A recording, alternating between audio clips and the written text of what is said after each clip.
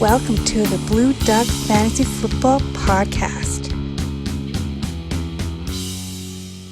Welcome to the Week 13 Sunday Recap Podcast, where we recap all the action from the Sunday that was Week 13 in the NFL. I'm your host, Ben. With me, as always, is Matty Nice. Matt, say something. What's up? If this is your first time listening, be sure to follow or subscribe. If it's your first time watching on YouTube, make sure you subscribe and hit that notification bell to be notified as we post 2 podcasts a week. And we upload videos to YouTube almost every single day during the fantasy football season. We go into player values, trade targets, waiver ads, and more. But let's get right to recapping Week 13 in the NFL, the Sunday that was. Browns, Steelers. Biggest takeaway from the Browns for me is that this offense is broken. Doesn't matter as they play the Bengals and Cardinals next, so you're still going to be starting these players and expect some garbage time points against the Ravens in Week 16 as well. Just keep starting the Browns. I know it hasn't been pretty, and Jarvis Landry's kind of been the more dependable of the 2 wide receivers.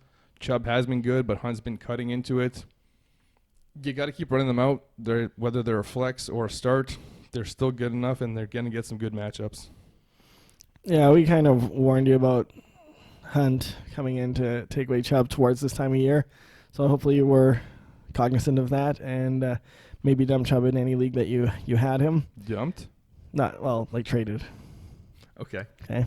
Like got him off your team for something. Because we still thought this might be an issue. Odell Beckham, I don't even know what to say about him. 3 for 29. He had a decent day last week, but man, he's very spotty. Yeah, and the whole offense is, like you said, for Pittsburgh here when Connor's back, he's gonna obviously knock off the value for Benny Snell and Jalen Samuels. It looked like Jalen Samuels was going to be the back to this week for the first little bit of this game, and then they switched it up to Benny Snell. The quarterback here is not very good. When Juju's back, I mean, he's going to be startable but borderline, and James Washington is just big play dependent, kind of like your Will Fuller-ish, but a little bit less dependable than Will Fuller. Yeah, he doesn't have the quarterback talent to back him up so that he can have that. If that's a thing. If you can be as dependable as Will Fuller, but not quite. Yeah, I'm definitely not buying James Washington. I know this is back-to-back big games, but both of his big games have come without his college quarterback, which is interesting. Vance McDonald is actually somebody who's a good start next week against the Cardinals, simply because they got torched by Higbee today at tight end, and if you compare Higbee's talent to Vance McDonald's, Vance is going to be the better tight end there. They get torched by tight ends every week. Yes, they do. As you mentioned, Snell is going to be like a flex in a standard league if Connor's not back, but I think they started with Jalen Samuels today just so that the quarterback had the pass-catching option as well, so that they can kind of bail him out, but I'm happy to avoid the Steelers rest of the season. That includes Juju when he's back healthy. It's going to be tough to avoid Connor if he's the lead back and healthy. And like I said, they get the Cardinals next week. So if Juju's back and Connor's back, they're going to be in the top 25 at their respective positions. Vance will be in the top 10, but outside of good matchups, I'm just not interested in this team. Packers, Giants, blowout in New York with the snow. Matt, your thoughts on your Packers? Nice day for Aaron Rodgers against the weak secondary here. Was hoping for a little bit better of a game for Aaron Jones here, as we talked about it in the pregame here. Almost a split right down the middle. That was aided a bit by it getting out of hand, and Jamal Williams got the touches towards the end there. Called it. You did. I thought it'd be a little bit closer, and it was closer for the first half anyway. But anyhow, Jones is still the number one guy. Don't get fooled by that, but yeah, it's like getting to a 66-33 split. Yeah, 2/3. Yeah, it's just he's been frustrating this season. Aaron Jones, he's had big games and he's had some really light games like today, like this. But you got to keep putting him out there because you probably don't have a better running back, and don't get too fancy and be like, well, maybe I'll start Benny Snell against the Cardinals. No, what about Kenyon Drake? No, just plug him in. The games will come. He's just spotty. And the upside on these other guys just isn't worth it. And Lazard, he had the nice touchdown today, but outside of Adams, you can't really play any of these wide receivers and rely on anything. Jimmy Graham's obviously not a good option for you either. So the Packers offense is still pretty good, so you're always going to run out Rodgers and Jones, but Williams is kind of flexible, and DA's reliable, but nobody else. Yeah, you kind of took that last point there that Alan Lazard is the number 2, but you still, it's weird that you can't start the number 2 wide receiver for the Packers, but he's like the 2A versus the other guys are still as part of the offense as 3s, but just nowhere near. Only 3 targets, right? Like he just happened to catch them all. No, he's the guy you put on your scout team for right now. Giants. Biggest takeaway here is that the tight ends seem to do really well against Green Bay, so that's something to focus on next week. Do you know who the Packers play next week, man? Washington. So Jeremy Sprinkle, if you are incredibly desperate or looking for a player who's less than 3% owned in DraftKings, then Jeremy Sprinkle is the play. I think did he have a touchdown or a 2-point conversion today? 2-point conversion, I think, yeah. Okay. Something like that. Biggest game of the year for him. I'm not overly excited about these Giants wide receivers. I know they got some decent volume today trying to catch up, but I'm going to have a tough time starting them, even against the Eagles last week, even after what the Dolphins did to the Eagles today and those corners.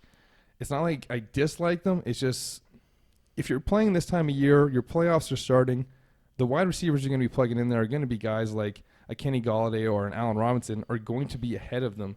And you can't just be gambling on that, well, look what Devonta Parker did. I'm going to put in Darius Slayton so he can do that. He might, but you're gambling big time, and it could just end up costing you the win. Whereas Allen Robinson or Kenny Golladay just aren't going to be – they don't have that downside to what Darius Slayton's downside could be. But I definitely might stack them with Daniel Jones. Check out BlueDuckFantasy.com or follow on Instagram. Both links in the description. Oh, I like the talent behind like Sterling Shepard and Tate and Slayton. Like there's nothing wrong there. But like you said, for fantasy purposes, we just really can't rely on them heavily enough. Saquon Barkley's the only guy you can really start on the offense until Evan Ingram's back, and then he's a reliable option, of course. And Evan Ingram will also cut into the wide receivers. Yeah. Like the tight end had a great game today. I didn't even know who this tight end was before the game. Yeah. Well, he's third stringer, right? Mm-hmm. Red Ellison was out too. But comfortably starting Barkley and Ingram, and even it was an okay day for Barkley, but I thought he'd even have a better day than this today, especially in the snow. Jets, Bengals. Biggest takeaway here is Robbie Anderson seems to be getting back to being the number 1 wide receiver for now. Not something I'm overly interested in. Bad day for the man in the back, Jamison Crowder. Lev Bell continues to be good enough to start, but just barely. I think Ryan Griffin is actually the best fantasy asset on this team right now. 5 catches for, I don't have the yardage here. Is it 32 yards? 30 it says here, yeah. 30, okay. 7 targets, though, so that's nice to see. The tight end is very involved in this team. He's the safest play because as much as 5 for 30 isn't great, in a PPR league, that's 8 points from your tight end, and you're probably walking away fairly happy with that from a guy that you picked up on the waiver wire when you didn't have a tight end. So I don't want to start any of these wide receivers, but they're probably going to end up in that top 40 where they are flexible. Make sure you check out the rankings when they come out on BlueDuckFantasy.com. They should be out on Tuesday or Wednesday this week. Yeah, you're exactly right. I mean, Anderson and Jamison Crowder here are nothing more than flex plays. Lev is he's just good enough to start, but this team's really similar to the Giants, right? Like, sure, Saquon's better than Lev, but both can't be sat, and both these wide receivers are just like, well, I know one can have a good game, but do I feel comfortable enough starting either of them? And the answer is just no.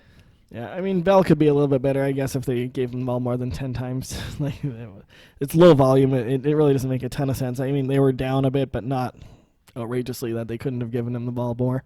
I would think you would want to feed your best offensive player the rock as much as you could. They might be saving him for next year, too. Yeah, it could be. There could be some explanation behind it. Speaking of giving your best player the ball as much as you can, let's move on to Cincinnati.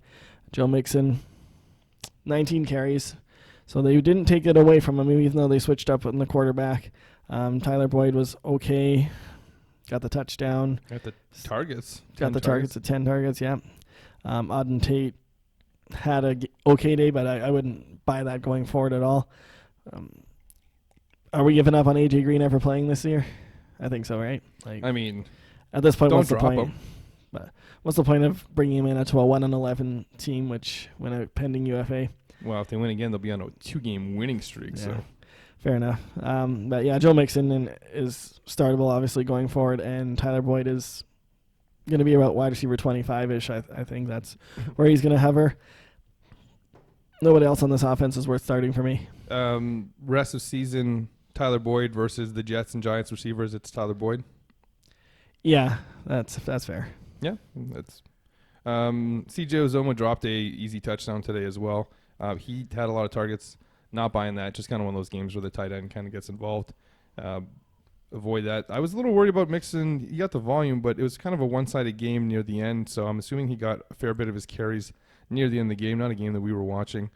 And the yards per carry wasn't great. It was 19 for 44. Yeah, it was 2.3 yards per carry. So to me, that seems like obvious garbage time where they just weren't able to run the ball very well.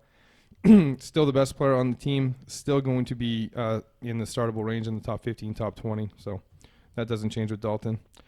Eagles. Dolphins. Matt, your thoughts on the Eagles? They've got to be embarrassed by losing this game. That's just non-fantasy relevant, but that's embarrassing to lose to Miami, I think, this year. Anyway, Carson Wentz had a good fantasy day. He took advantage of that. Miles Sanders, obviously way ahead of Ajayi or Ajayi, whatever you want to call him, in the running back depth chart. Again, this is going to change a little bit when Jordan Howard returns, but Miles Sanders, in the meantime, is the back that you're going to want to run out there. Alshon, nice day in his return, 16 targets. That's a ton. I think that was factored in with Zach Ertz to stop being 100% here. So when Ertz is back to being normal, I mean, obviously don't expect the volume for Alshon, but Alshon's always startable. Zach Ertz is going to be startable, and Wentz is going to be startable for the most part here. Yeah, 17 carries for Sanders, 2 for Ajayi. This is the first time they didn't go committee, or at least like strong committee here. Like this is the first time we've seen bell cow from Sanders. It could be because Ajayi is still fairly new to the offense, but it shouldn't be because he was there last year, right? Yeah, but he was injured. He got injured right away beginning of the season last year, so who knows how much has changed from the Super Bowl year. He did have more carries last game. It's as much as it's nice to see for fantasy purposes, I'm still highly skeptical that Sanders gets that type of volume again next week. But they do play the Giants, so it is a decent matchup for him to do well in. As for the Dolphins, it's kind of hard to ignore what Devontae Parker did today, but he just torched these cornerbacks. To me, this says more about the Eagles' defense than Devontae Parker. Yes, he made some great catches. Yes, he is a talented wide receiver. This is his, fourth year in the league? Fifth year? Yeah, fourth or fifth, yeah. I don't know. Last one with the Dolphins. He's yet to really show it other than this last stretch of 5 games where he's really picked it up and done really well with Preston Williams out of the lineup. I don't think I could start him. He does get the Jets, Giants, and Bengals, though. So it's not like 2 of those games are in New York, so it's going to be a bit colder, as we saw today with the weather. I'm not avoiding him if I have him on my lineup, but I'm also not overly happy if I'm starting him. There's going to be a lot of guys ahead of him. Yeah, I think he's like a startable play in like your 3 wide receiver type leagues and maybe a flex play for PPR. Again, the rest of these offensive players are just not worth it. Like, yeah, Kalen Ballage got hurt, and so Patrick Laird was the lead back, but he was 10 for 5. He got the touchdown, which salvaged it, but I can't imagine anyone started him anyway. But ignore that. Ignore this offense, aside from Parker, like we talked about. Yeah, if you have Parker and you've been hanging him on your bench and maybe you've been starting him through the buys, he's an okay play, but like we said, it's more of a 3 wide receiver set there. And Gesicki isn't somebody who's should be started. You should be able to find a better tight end than that. 49ers at Ravens. This was a good game to watch. Biggest takeaway here is Raheem Mostert getting the hot hand carries. At least that's what I'm going with here. 19 for 146 and a score. And this is definitely something to keep an eye on. When Breda comes back, this could be a 3-headed committee that you'll just have to avoid in fantasy. It's not enough volume for Debo and Sanders going forward, so you'll have to sit them. They're in kind of that same group as the Giants wide receivers and the Jets wide receivers, which are behind Devontae Parker at this point. Kittle's still top-end play, though. Just keep an eye on that running back situation. Yeah, of course, with the running backs, it's just going to get more muddled once Breda's back, like you said. Kittle, yeah, startable. I think the game script was a little bit different because of the the rainy conditions. Neither team threw the ball a whole bunch, so keep that in mind when you're looking at the yardage totals here. But I don't think I could start one of these running backs once they're all three are healthy until you know what's happening. Like the first week Breda's back, I wouldn't feel comfortable using them outside of a flex in standard. Yeah, it's fair. For Baltimore, not a whole lot new here. Lamar did his thing. Ingram, okay. Again, limited touches. That's what they do with him.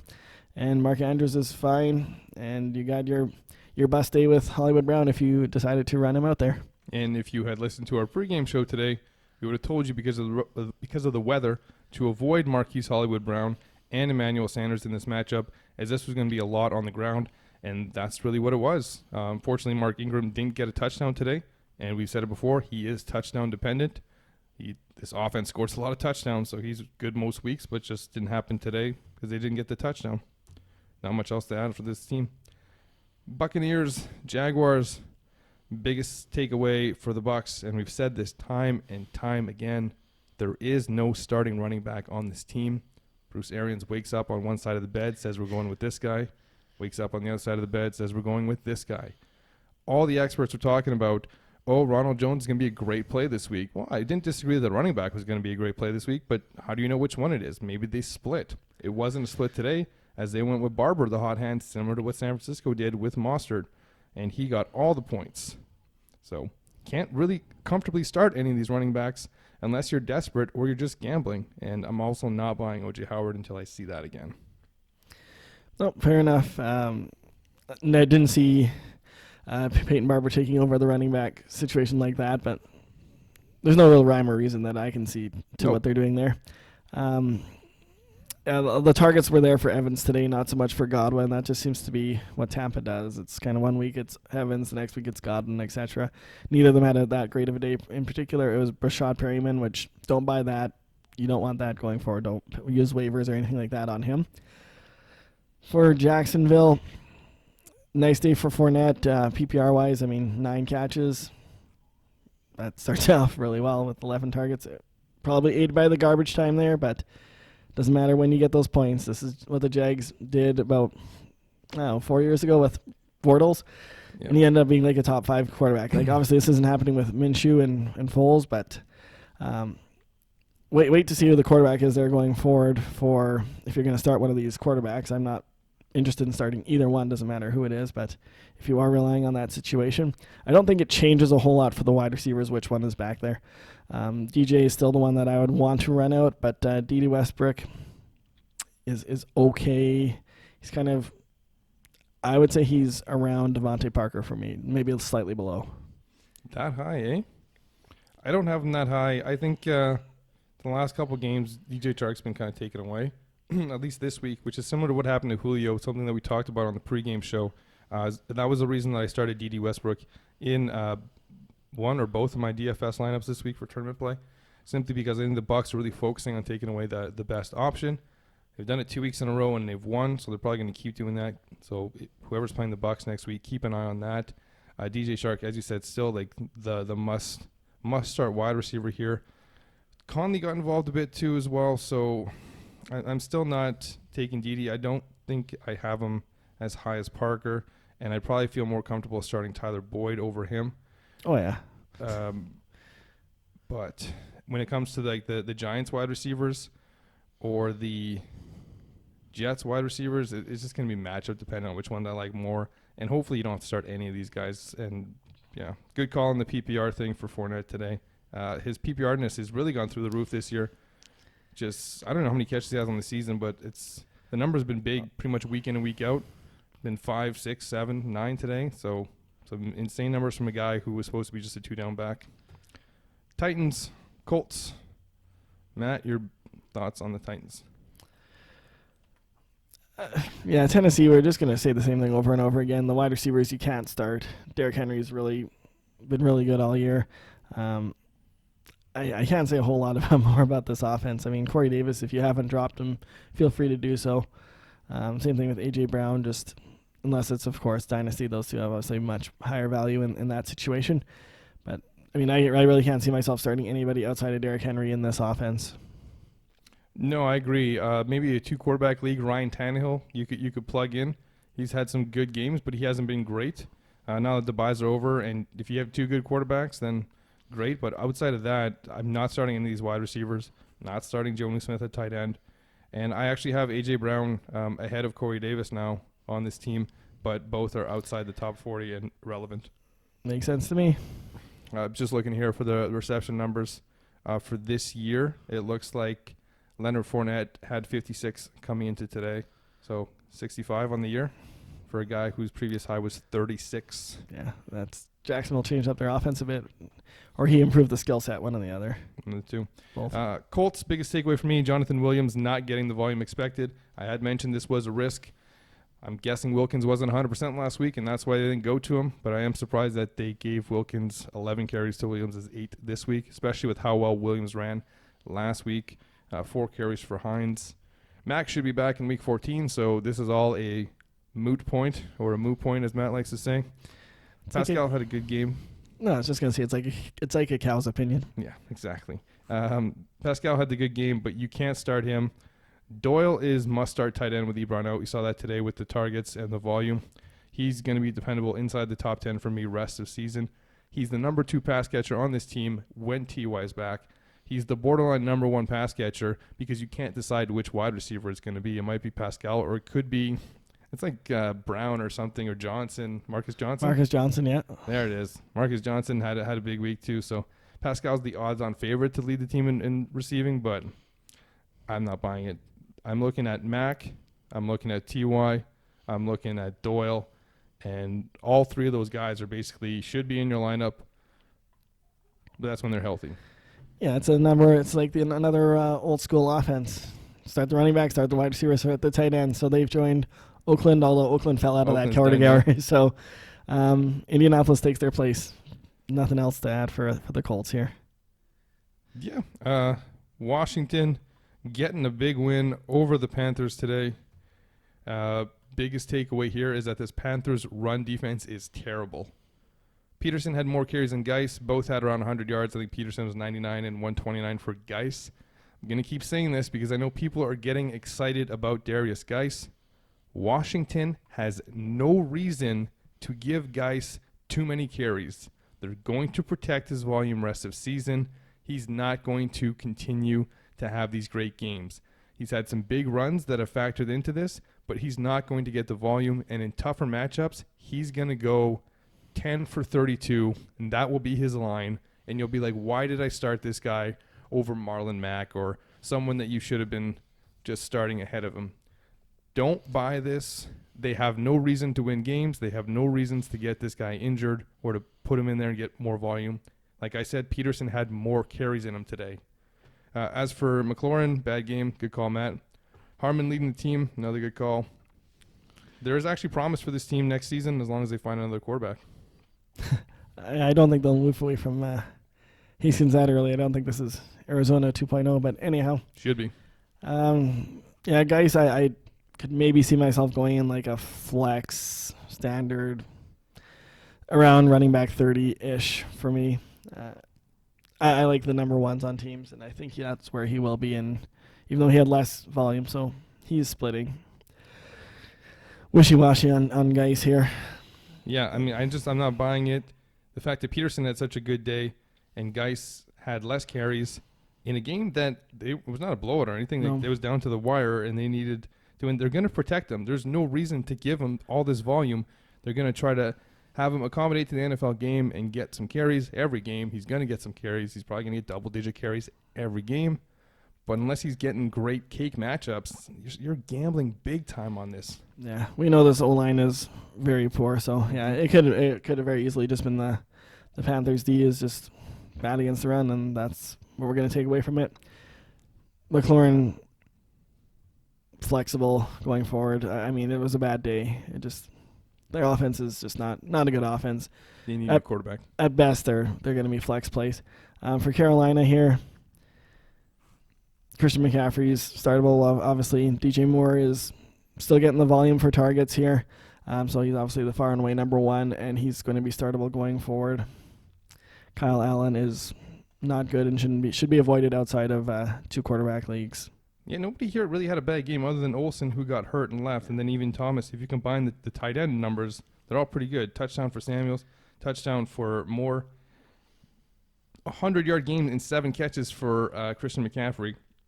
That's 10 plus standard points and 17 plus PPR points, and that's a bad game. So Christian McCaffrey owners have just been spoiled this year. Mm-hmm.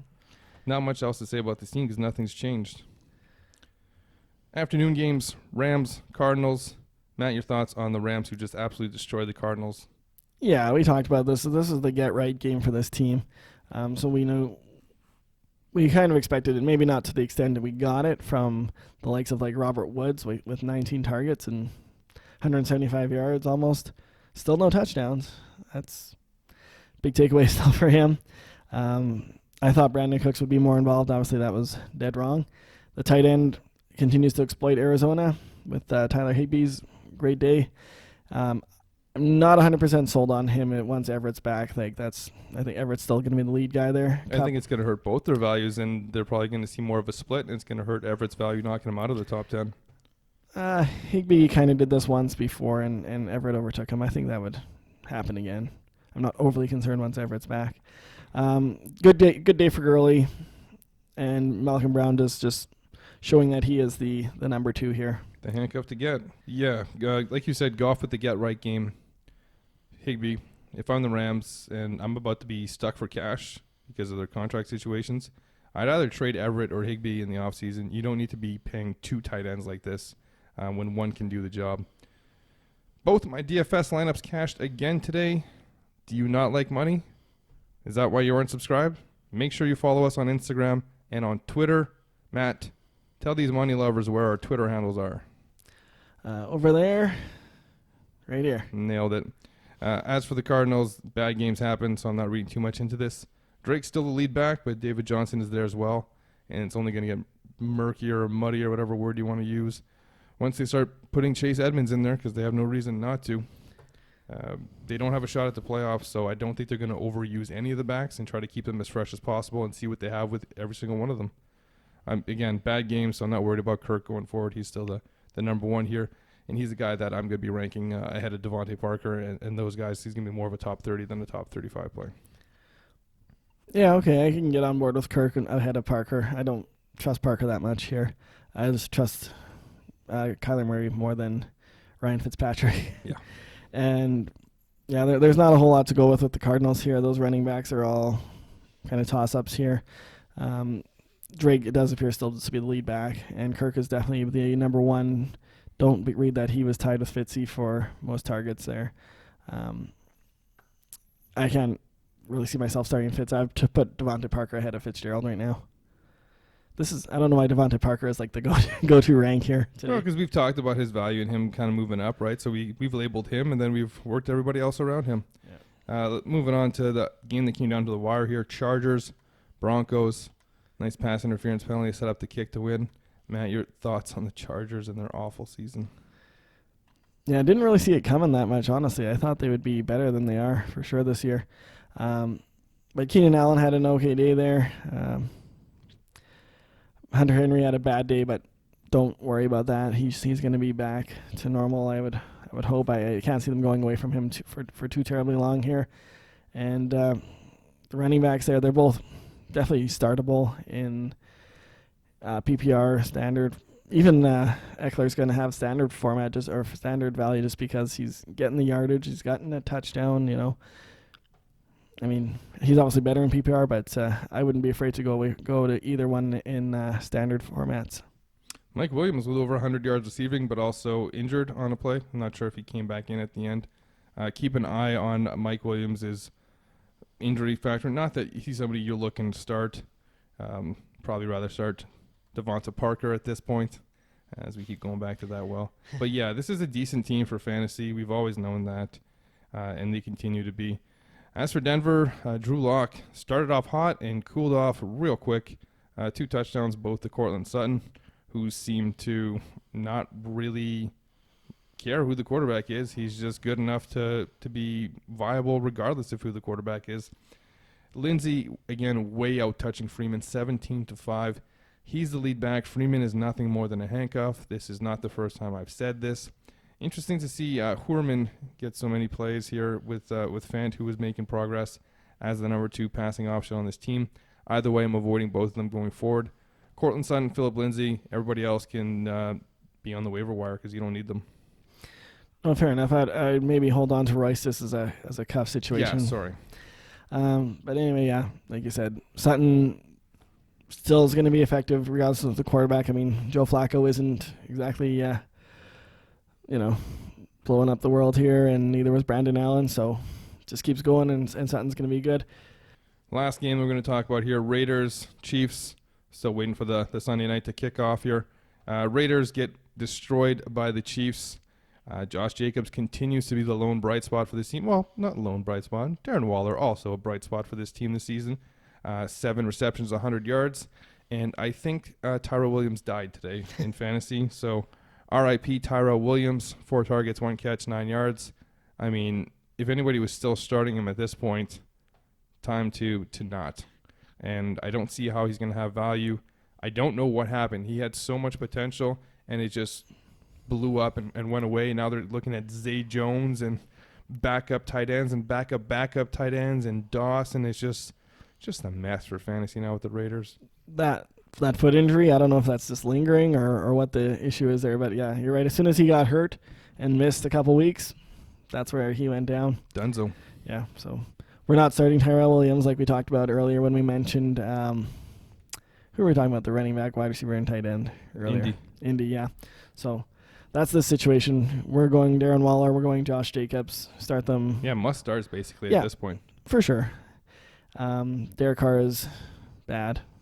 There's no way around it. He played bad today, and he's been bad for the last couple weeks here. Kansas City had a little bit of a down game, and they only put up 40 points. A couple, special team or defensive touchdown, but Pat Mahomes didn't have a great passing day. It was really windy. I mean, I'm sure that had a big factor in to do with that. But he did rush in a touchdown, so that kind of salvaged his day. They were running in with Thompson, and McCoy got a touchdown. Darrell Williams went down with an injury. Non-contact, so watch for that situation. I mean, obviously monitor Damian Williams as well. If he's coming back, then Thompson's going to have, very limited value. It's because it's going to go with McCoy and Williams. But if Damian Williams is out, then Darwin Thompson's is definitely going to have some value going forward. Kelsey and Hill, we don't really need to justify starting them going forward here. Sammy Watkins, welcome to Dropville. Yeah, did he even get a target? 3 targets. Yeah. 1 was a PI. Right. But other than that, he has not done anything. It's back-to-back games with under 5 targets as well. He was averaging 9-ish targets and catching 3 to 5 for 50 yards ever since that first week. He just doesn't seem to want to do much out there. So, I mean, at this point, you can keep him on the bench. He's a great handcuff if Tyreek Hill goes out. But even when Tyreek Hill was out, he wasn't very good. The player I'm most excited about on this team is, you mentioned him, Darwin Thompson. He's an electric back, an undersized back, a third down back type of player, but he did get the touchdown today. And he's going to be at the top of a lot of waiver wires for people to pick up this week, especially since you probably won't know the injury status of these players. And whoever's been the running back here has been good. McCoy had a touchdown. Did Darrell Williams catch a touchdown? Darrell Williams caught a touchdown, yep. So touchdown for McCoy, touchdown for Darrell Williams, touchdown for Darwin Thompson. 3 running backs that they used in this game all had touchdowns. These are players that you can't just be leaving on the waiver wire. So make sure you tune in to the Tuesday waiver targets article that gets posted on BlueDuckFantasy.com and check it out on Instagram. Link in the description. That's about all there is to say about the Chiefs. Matt, you have anything to add about the Chiefs?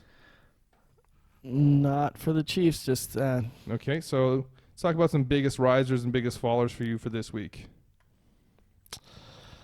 Biggest faller... Tyrell Williams. Yeah, I don't know why my mind went blank for a second there. Also the man in back here, Jamison Crowder. For PPR, I thought he'd be a lot more reliable than he's proving to be, so that was quite disappointing to see here. I guess my biggest riser is going to be Devontae Parker, and that's going to move him from wide receiver 45-50 to 35? 35-40, yeah. Yeah. Yeah, I mean, he's been getting it done for several weeks. He's my biggest riser as well. And even still, like, I'm not overly excited about putting him in a starting lineup on any team that's going to be playing the playoffs next week, because I wouldn't be surprised if I saw 3 for 20. Also, Raheem Mostert, a riser for me today, but he's more killing anybody else's value because I can't see them just going with him. And another biggest faller is Jonathan Williams not seeing the carries. Right. But with Mac expected to be back week 14, doesn't really matter. And as for early waivers, I just mentioned him. To me, Darwin Thompson is the guy that's going to be the number one probably priority on waivers. Matt, do you have anybody you think you might want to get ahead of him? I guess Wilkins, if Mac isn't going to play. Yeah, I guess Wilkins would be the lead back there. It's tough to know. I mean, that's the problem with waivers, right? I mean, you don't know probably what if Mac's status or Damian Williams before you have to make that call. That's true. Another guy, if he's available, Jack Doyle. I can't assume he's under 50% owned, but if Jack Doyle is out there, get Jack Doyle on your team. He's a solid tight end start rest of the season. I don't think he was available in any of my leagues, honestly, anymore. No, he shouldn't be. Everyone should have grabbed him last week when he was the number one guy to add. Anyways, that's going to wrap it up for the Week 13 Sunday Recap podcast. Matt, anything to add before we go? Thanks for watching. Thanks for listening. Hopefully you're doing both. That's it.